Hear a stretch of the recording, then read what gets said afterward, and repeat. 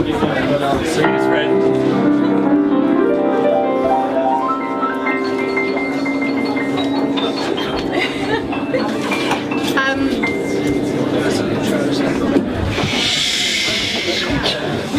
Good evening. I had no plan to make a speech, but Serena reminded me in the cab coming here this evening that 13 years ago in Sydney I promised to make a speech if she one day got married.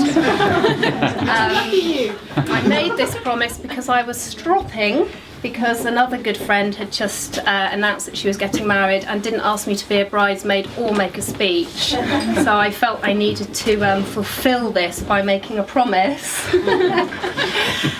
So I don't really know what to say other than I love Serena very dearly. And I want to echo some of the things that Hugh said, which were mostly about the happiness and the transformation and the goddess of Serena Davis, who is now Mrs. Worthington. I do feel in some funny kind of a way that there's been divine intervention here, because I couldn't imagine two more beautiful and perfect people to be together and to provide us with Constance, who I'm lucky enough to be godmother of. And it's a very happy day, I think, for all of us, but I'm very, very happy today. Thank you.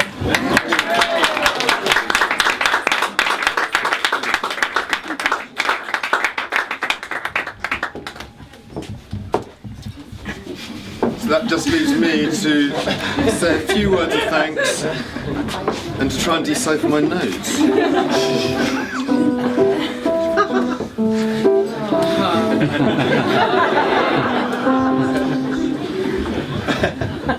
I'd just like to say thank you all for coming. It's lovely to see you all here. Lovely to see so many people all in one room. It's really fantastic.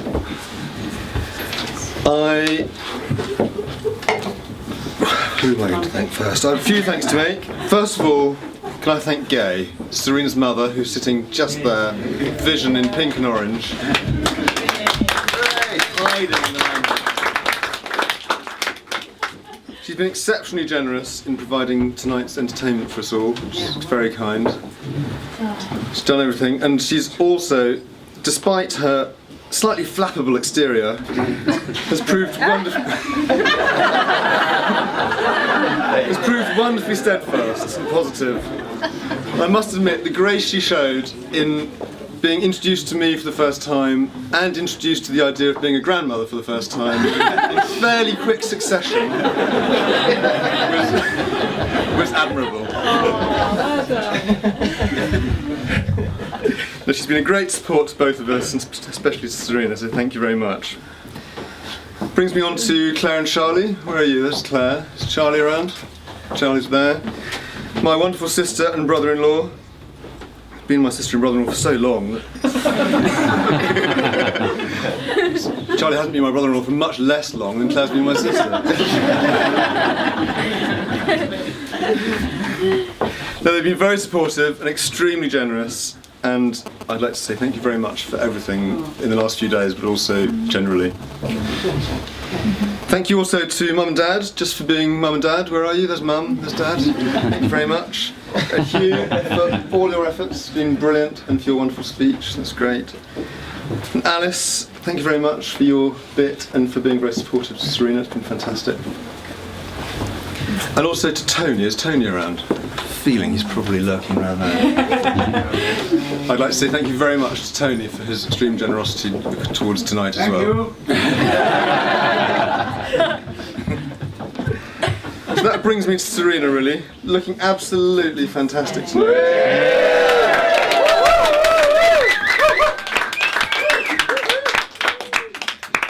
Well, she is fantastic.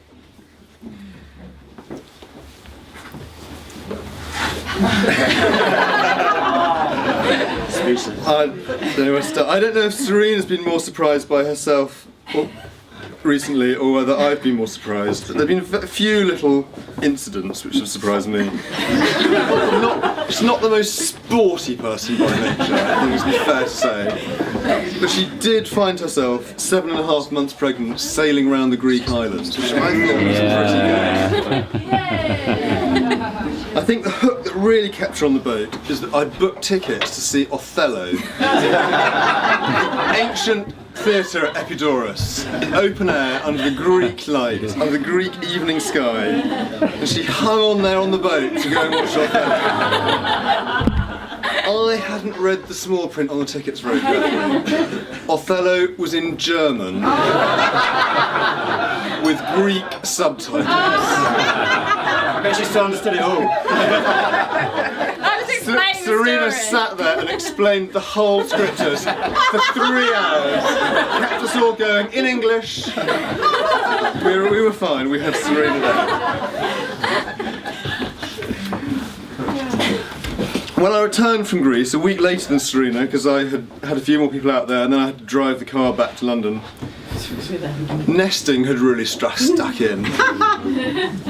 She'd enlisted the help of some friends, who sadly can't be here tonight, and had built a shed in the garden. It was full of all my things that she considered unnecessary to domestic bliss.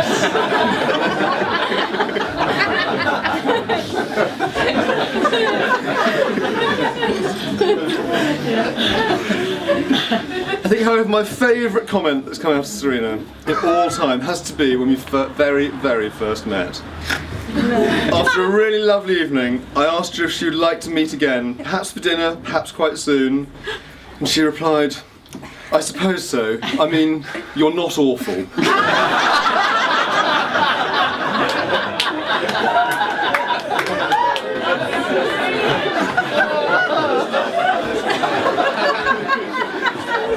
So I'd like to raise your glasses